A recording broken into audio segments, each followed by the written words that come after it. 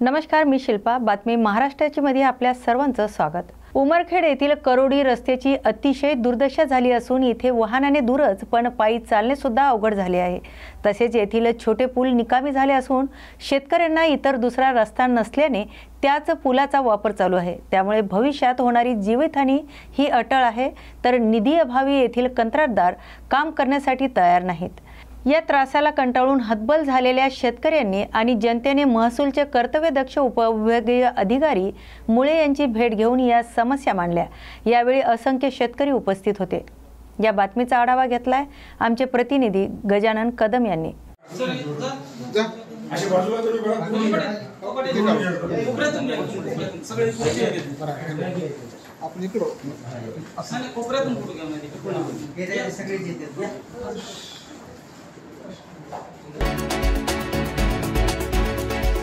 यवतमाळ जिल्ह्यात वरुण राजा रुसलेला दिसतोय. या भागात शेतकऱ्यांनी कपाशीची लागवड केली खरी, पण पावसाअभावी कपाशीचं बीज जमिनीवर येईल की नाही अशी भीती शेतकऱ्यांना सतावत आहे.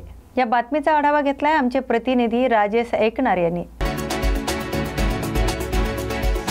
कोल्हापूर महानगरपालिका स्वच्छता संरक्षण अंतर्गत येणाऱ्या कोल्हापूरच्या स्वच्छतेचा विडा स्वच्छता दूत अमित देशपांडे यांनी उचललाय. यावेळी थोडं तरी ठेवा जाण, सार्वजनिक ठिकाणी होणार नाही घाण असं म्हणत सामाजिक भान राखण्यासाठी संदेश त्यांनी कोल्हापूरकरांना दिलाय. या बातमीचा आढावा घेतलाय आमचे प्रतिनिधी अमित देशपांडे यांनी. उमरखेड येथील बाळंदी या गावातील जिल्हा परिषदेच्या शाळेचं मागील नालीचं काम अतिशय निकृष्ट दर्जाचं झाले आहे असं मत तेथील स्थानिकांनी व्यक्त केले. सदर नाली ही ग्रामपंचायतीच्या अंतर्गत येत असून या निधीवर संबंधित अधिकाऱ्यांनी आपली चांगलीच पोळी भाजून घेतली आहे असं देखील स्थानिकांनी म्हटलंय. त्यांनी ग्रामसेवकाकडे तक्रार केली असता यावर लवकरच उपाययोजना करण्यात येतील असं त्यांच्याकडून सांगण्यात आलंय, पण अद्याप यावर कोणतीही उपाययोजना झालेली नाही. याचा त्रास शाळेतील विद्यार्थ्यांना आणि तेथील स्थानिक नागरिकांना सहन करावा लागतोय. त्यामुळे यावर लवकरात लवकर उपाययोजना करून या नालीचं काम दुरुस्त करून देण्यात यावी अशी मागणी तेथील नागरिक करत आहेत. या बातमीचा आढावा घेतलाय आमचे प्रतिनिधी परिमल चिंचोलकर यांनी. रोहा शहरासह तालुक्यातील ग्रामीण भागात दिवस रात्र मुसळधार पाऊस पडला आहे, तर त्यामुळे नदी नाले तुडुंब भरून वाहू लागले असून येथील कुंडलिका नदी दुथडी भरून वाहू लागली आहे. कुंडलिका नदीवर असलेल्या अष्टमी पुलाला पाणी लागल्याने कुंडलिका नदी आणि अष्टमीला जोडणारा जुना पूल वाहतुकीसाठी बंद करण्यात आला आहे.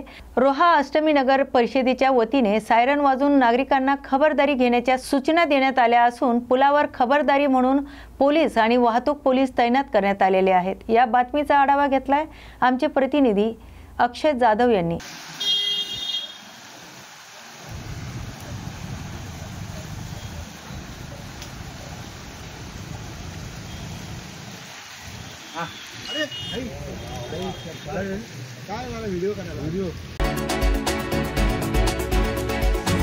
आदिवासी भाग असलेल्या बहुल तालुक्यात नांदेड जिल्हा आरोग्य विभागाच्या वतीने सिकल सेल आजारासंदर्भात जनजागृती करण्याची मोहीम हाती घेण्यात आली असून या मोहिमेचा शुभारंभ कोसमेट या गावापासून करण्यात आला.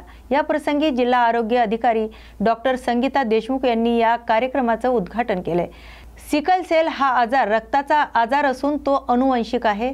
0 ते 40 वयोगटातील लोकांना हा आजार प्रामुख्याने जाणवतो.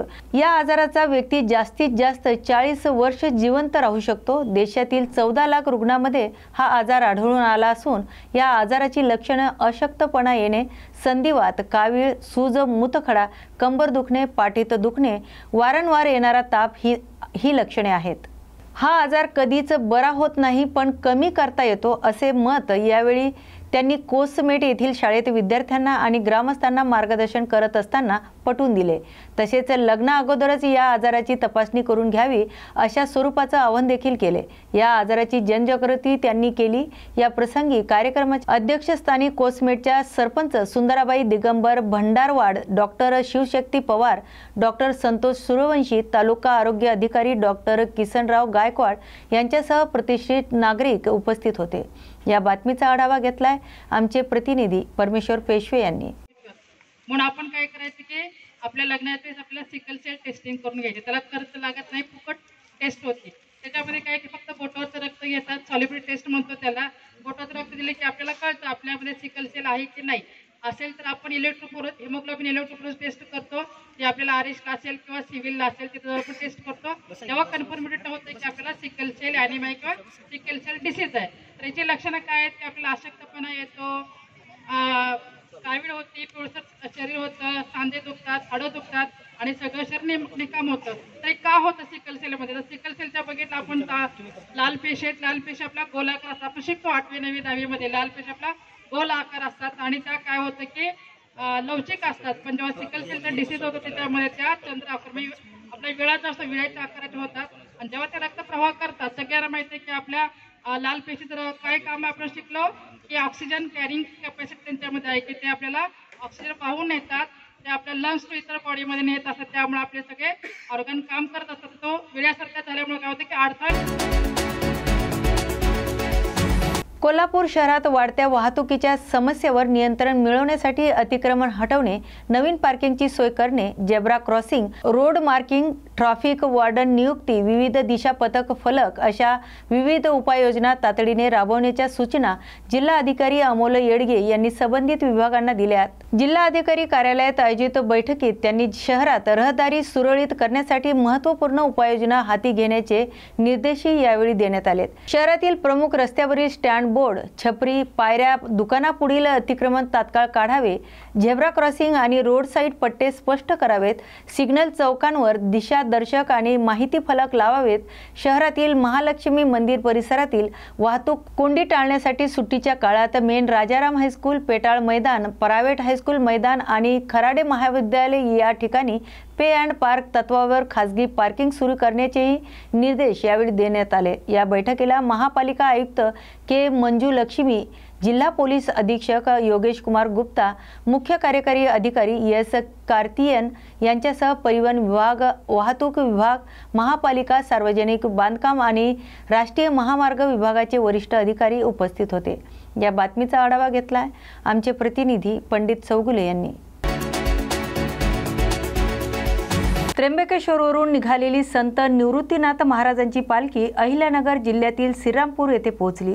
श्रीरामपूर तालुक्यातील बेलापूर गावात पालखीचा हा 10वा मुक्काम होता. तत्पूर्वी पालखी श्रीरामपूर शहरात दाखल होताच मोठ्या जल्लोषात पालखीचं स्वागत करण्यात आलं, तर स्थानिकांकडून ठिकठिकाणी वारकऱ्यांसाठी अल्पोहाराचा व्यवस्था करण्यात आली. तृतीयपंथीयांनी देखील भक्तांच्या महासागरात सहभागी होऊन वारकऱ्यांना सेवा दिली. वारकऱ्यांची सेवा हीच विठुरायाची सेवा मानून अनेक तृतीयपंथी विठ्ठल भक्तीत तल्लीन होऊन झाल्याचं पाहायला मिळालंय. या बातमीचा आढावा घेतलाय आमचे प्रतिनिधी अमोल मतकर यांनी. विठू माझा लेकुरवाळा संघे वैष्णवांचा मेळा. आज आमच्या श्रीरामपूर नगरीतून जी दिंडी चालली आहे त्र्यंबकेश्वरून आलेली, आम्हा तृतीयपंथी समाजाला खूप आनंद होतोय आणि आम्ही पण थोडी सेवा करतो. आम्ही पण एक समाजाचा भाग आहोत आणि आज इथे इतकं आनंदमय वातावरण निर्माण झालं, जसा म्हणतो ना धरतीवर स्वर्ग अवतरला आहे आणि आम्ही खूप आनंदी आहोत.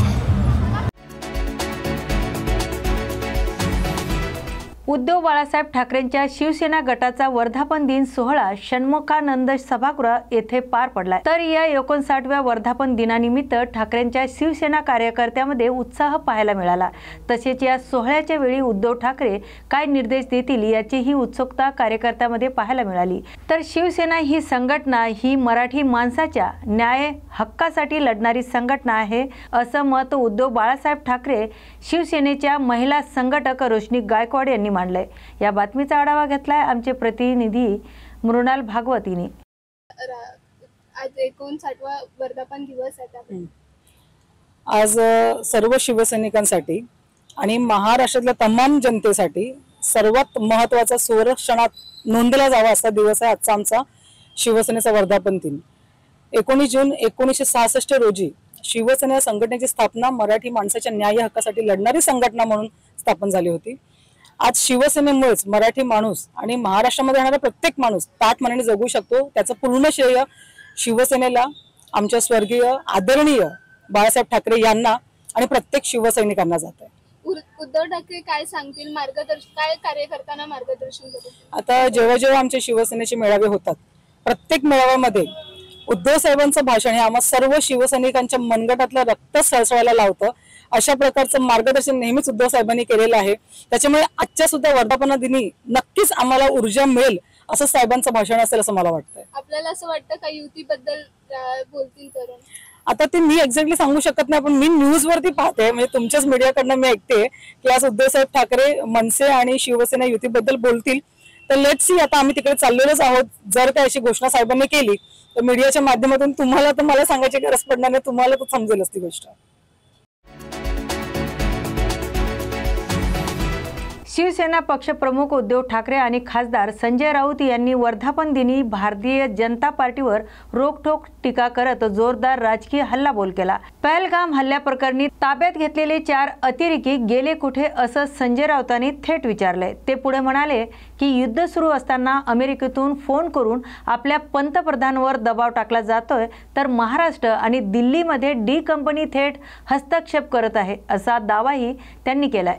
तर महाराष्ट्र आणि दिल्लीमध्ये डी कंपनी थेट हस्तक्षेप करत आहे असा दावाही त्यांनी केलाय. उद्धव ठाकरे यांनी भारतीय जनता पार्टीला वांझोटा पक्ष म्हणत सरदार पटेलच्या पुतळेमागे राजकारण केल्याचा आरोप केलाय. तर राणे कोंबडी चोर आणि राणे नेपाळी अशी घोषणा षण्मुखानंद सभागृहात दिल्या गेल्या. पैसा फेकून तमाशा पाहणं आमचं धोरण नाही, आम्ही विचारांवर चालणारे लोक आहोत असं म्हणत ठाकरेंनी थेट भ्रष्ट मंत्र्यांना चापकांनी फोडण्याची भाषा करत विजय शहा आणि संजय शिरसाट यांना लक्ष केलंय.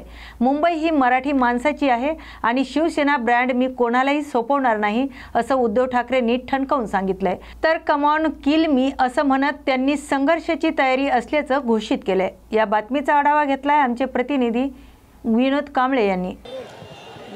आज आपण पाहत आहोत की मराठी भाषा आणि हिंदी भाषा सक्तीवरून जो वाद सुरू आहे, तत्पूर्वी आज शिवसेनेचा 59वा वर्धापन दिन षण्मुखानंद सायन या ठिकाणी साजरी झाला. आपल्यासोबत आहेत शिवसेनेचे शिवसैनिक. काय सांगाल? हिंदी भाषा सक्तीचं केले जाते असं एक वल्गना सुरू आहे, आरोप प्रत्यारोप होत आहेत, तुम्ही कसं पाहता याकडे? मैं तो पहले मैं अपना तारुफ कराता हूँ. मैं 14 साल से शिवसेना में हूँ और मोहम्मद अली रोड से हूँ, यानी मुस्लिम बेल्ट से हूँ. और जो प्यार जो मोहब्बत मेरे को बाला साहब ठाकरे उद्धव साहब से मिली है वो नहीं मिली. और एक बात मैं आपको ये बता दूँ कि बाला साहब की औलाद उद्धव बाला साहब ठाकरे है, एकनाथ शिंदे नहीं, गद्दार नहीं. हाँ, मेन औलाद उद्धव बाला साहब ठाकरे, आदित्य ठाकरे. और ये जो ठाकरे संगठन है ये असल हिंदुत्व संगठन है. वो हिंदुत्व संगठन है तो लोगों को घर दिला रही, रोजी रोटी दे रही, लोगों की इज्जत बचा रही, लोगों की जान दे रही, जान बचा रही. ये होती है असल उद्धव बाला साहब की संगठन, हिंदुत्व. असल हिंदुत्व इसको बोलते हैं कि किसी का घर बसाना, किसी का घर चलाना, किसी को एजुकेशन देना, ये हमारे उद्धव साहब बाला साहब ठाकरे ने किया. बाळासाहेबांच्या रणरागिणी ना तुम्हाला इंगा दाखवल्याशिवाय ते करणार आहे. येणाऱ्या महानगरपालिकामध्ये आम्ही तुम्हाला इंगा दाखवू. तुम्ही शिवसेनेचे शिवसैनिक म्हणून या ठिकाणी आलात. उद्धव बाळासाहेब ठाकरे यांचे विचार ऐकायला आलात, काय तुम्हाला अभिप्रेत झालं? उद्धव साहेबांचे जे विचारधारी आहे एकदम चांगले आहेत, कारण की ते महाराष्ट्र घेऊन पुढे चांगलेले व्यवस्थित चालले. ते 2.5 वर्ष मुख्यमंत्री झाले. जेव्हा त्यांनी मुख्यमंत्री झाले, पहिल्या शब्दामध्ये शेतकऱ्यांचं कर्ज माफ केलं. हे पहिला मोठा शब्द त्यांनी दिला आणि त्याच्यामुळं उद्धव साहेबसारखा नेता होणे म्हणजे महाराष्ट्रासाठी लय दैवत्य आहे. कारण की जे चांगला माणूस असतो ना त्याच्यासाठी ना 100 कावळे उभे असतात तोच मारायला. म्हणून खराबी करायचं, नाव बदनाम करायचं, हे करायचं ते करायचं, हे सगळी गोष्ट हे भाजपवाले. हा भाजप नाही, हा कमळाबाई आहे. जसं कमळ नाचते ना तशी कमळाबाई नाचते. त्याच्याकडे 2 वर्षाचे जे पक्षाची स्थापना झाली 2 वर्षांपूर्वी ते वर्धापन दिन साजरी करते. एका ठिकाणी 59 वर्षाचे पक्ष झालेला आहे, त्यांचा वर्धापन दिन साजरा होतोय. कसं बघा, शेवटी वर्धापन दिन हा 1966 पासून जो तो खरा वर्धापन दिन आहे. जे आता आलेले आमची बाळासाहेबांचे शेवटी ब्रँड असो, मार्केटमध्ये किती डुप्लिकेट माल येतो, मग ते वर्धापन दिन करणारच. हा डुप्लिकेट माल येतो तो वर्धापन त्याचा दुसरा जाणार, त्याला 69-70 वर्ष काढायला त्याला जन्म घ्यायला लागेल. या ठिकाणी एक बॅनर होता की मुंबई ही शिवसेनेची. हा बॅनर कसा वाटतो तुम्हाला, काय पाहता याच्याकडे? बघा, शेवटी मुंबई शिवसेनेचीच आहे. जे उद्धव बाळासाहेब ठाकरेंनी मराठ्यांसाठी जेवढं केलं, रक्त सांडलं, आम्ही बी मराठी पहिल्यापासून मुंबईत राहिलेले, लहानापासून सगळ्या साहेबांची भाषणं आहे. साहेब म्हटलेले इथं मराठी माणसाचा कधी सन्मान आणि चांगला व्हावा, खाली मान व्हावा नाही, कणा नाही मोडायला पाहिजे, मराठी जगायला पाहिजे. ह्यासाठी मराठी एकत्र सगळे आले तर आपला महाराष्ट्र एकदम पुढे धावत जाणार। आणि या ठिकाणी एक चित्रफित दाखवण्यात आली। होय मी मराठी माणूस आहे, कसं तुम्हाला भावलं ते? चांगली गोष्ट आहे ना, मराठीचा सन्मान चांगला पुरा महाराष्ट्रात व्हायला पाहिजे। जसं आपण मराठी मातृभाषा आहे, मराठी हा आपला मराठींसाठी हा महाराष्ट्र आहे। कारण की आपण परप्रांतीय सगळे लोक राहून त्यांना घेऊन कामं करतो। इथं आपण असं म्हणत नाही हा इकडचा इथं येतो काम करायला, आम्ही मराठी म्हणून पहिला आमचा दर्जा आहे मराठी राहा, तुला काही झालं तर आम्ही तुमचं संरक्षण मराठी, पण असं म्हणत नाही की तू मराठीच बोल। पण मराठीचा बदल वाकडानी गेला त्याला सोडणार नाही आम्ही, तो कुणी असून दे। शेवटी मराठी पहिल्यापासून मराठी बाणा हा मराठी बाणाच राहायला पाहिजे इथं।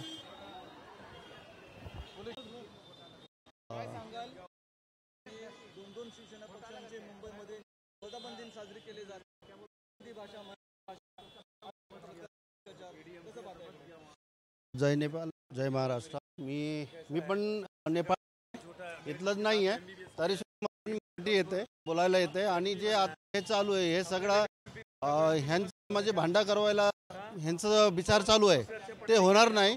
जेव्हापर्यंत आपला बाळासाहेब उद्धव ठाकरेमध्ये आहेत त्यापर्यंत आपल्याला काही धोका नाही।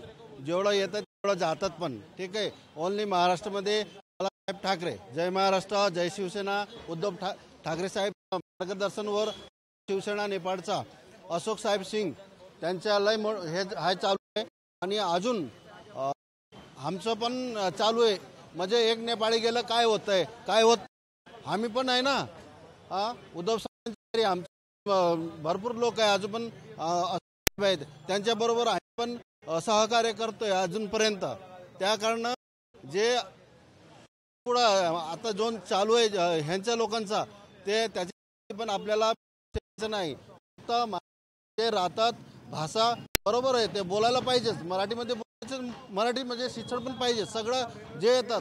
आता आमच्याकडे पण गेलं की आमच्या तिकडे तसंच होतात, बोलतात की हा बाबा इथलं राहायचं इथं बसायचं असेल तर सगळ्यांनी आपली भाषा राज्याची आणि अपमान करू नका आणि त्याचा सन्मान करावं हे लागतं आपल्याला। तुमचं नाव काय आणि तुम्ही कुठून आलात? माझं नाव नारायण जनाल आहे, मी शिवसेना वाहतूक सेनाचे अध्यक्ष आणि पुणे जिल्हा संपर्क प्रमुख आहे। माझ्यावर जे अशोक साहेब हे आहेत, आमचं अंधेरीमध्ये ऑफिस आहे मोठा, काय लागतं तुम्ही बोलू शकता, येऊ शकता आणि ऑफिसमध्ये भेटा। जय महाराष्ट्र, जय नेपाळ, जय शिवसेना। आषाढी एकादशीनिमित्त पंढरपूरला जाणाऱ्या वारकऱ्यांसाठी बीड जिल्ह्यातून एक सुंदर सामाजिक उपक्रम राबवण्यात येत असून भाविकांसाठी अखंड अन्नदान आणि प्राथमिक उपचार केंद्र उभारण्यात आले आहे। अखंड भोजन आणि औषध उपचार या उपक्रमाला बीड जिल्ह्याचे पोलीस अधीक्षक नवनीत कामत यांनी उपस्थित राहून यांनी स्वतः वारकऱ्यांसोबत टाळ वाजवत विठ्ठल नामाच्या जयघोषात वारीला निघालेल्या वारकऱ्यांचे आणि दिंडीचे स्वागत केले।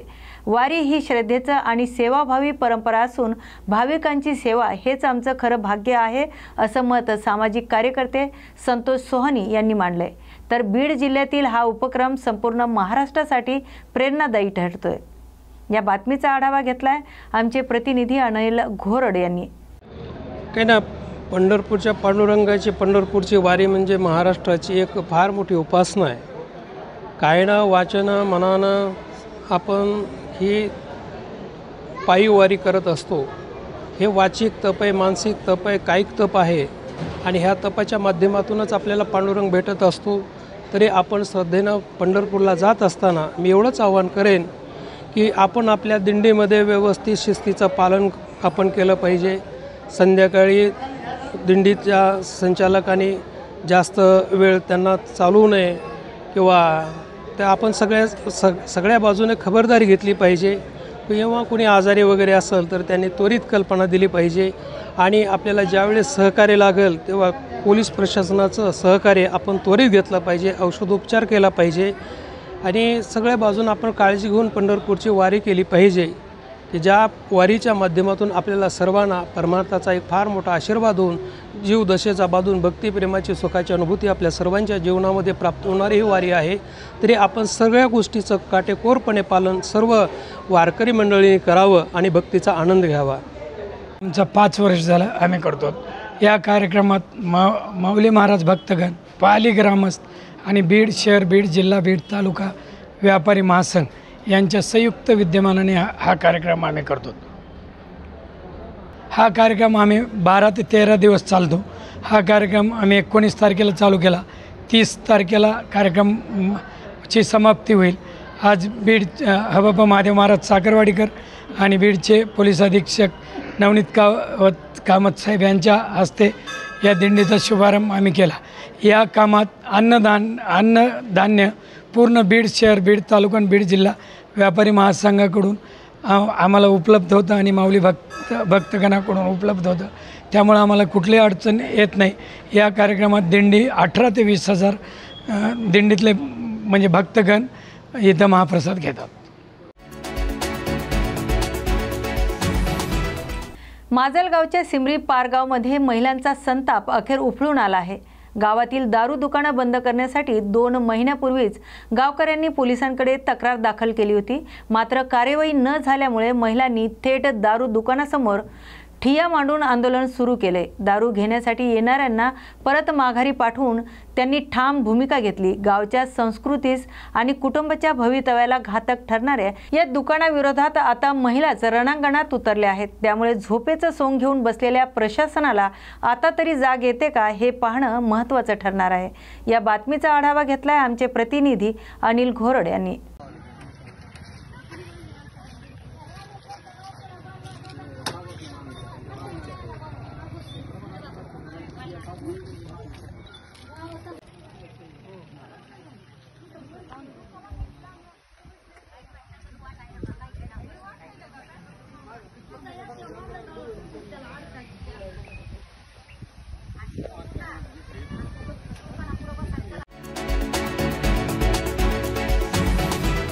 बार्शी नाका येथे नळाला घाण पाणी येत असून नगरपालिका प्रशासन नागरिकाच्या जीवाशी खेळत आहे। पालिकेला वारंवार या लिकेज पाईपलाईन संदर्भात माहिती देऊन सुद्धा येथील सुपरवायझर आणि नगरपालिका प्रशासनातील कर्मचारी जाणीवपूर्वक दुर्लक्ष करताना दिसत आहे। त्यांना कोणाचाही धाक राहिलेला नाही। नगरपालिकेच्या मुख्य अधिकारी नीता अंधारे याकडे लक्ष देत नसल्याचे कर्मचारी पाईपलाईन दुरुस्त करत नाहीत। या दुर्लक्षपणामुळेच बार्शी नाका परिसरात येणाऱ्या घाण पाण्यामुळे नागरिकांचे आरोग्य धोक्यात येत आहे। तरी नगरपालिकेने लवकरात लवकर ही पाईपलाईन दुरुस्त करावी अशी नागरिकांची मागणी जोर धरते आहे। या बातमीचा आढावा घेतलाय आमचे प्रतिनिधी अनिल घोरड यांनी।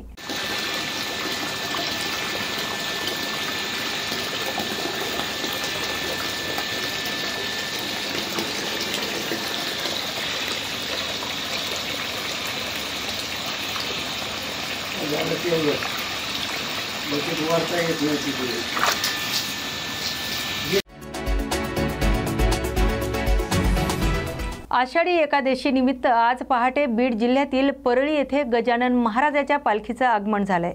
यावेळी परळी वैजनाथ येथील मान्यवरांनी मोठ्या उत्साहात पालखीचं स्वागत केलं। पालखीमध्ये आलेल्या हजारो वारकरी भाविकांसाठी जेवणाची व्यवस्था करण्यात आली। या निमित्ताने जगमित्र नागा मंदिराने आज तीर्थक्षेत्राचे रूप धारण केले असून गजानन महाराजाच्या पालखीचे दर्शन घेण्यासाठी परळी आणि परिसरातील हजारो भाविक जमले होते। महाराजाच्या पालखीचे दर्शन घेण्यासाठी परळी आणि परिसरातील हजारो भाविक जमले आहेत। या पालखीमध्ये कोणताही अनुचित प्रकार घडू नये म्हणून पोलीस प्रशासनाकडून कडक बंदोबस्त ठेवण्यात आला होता।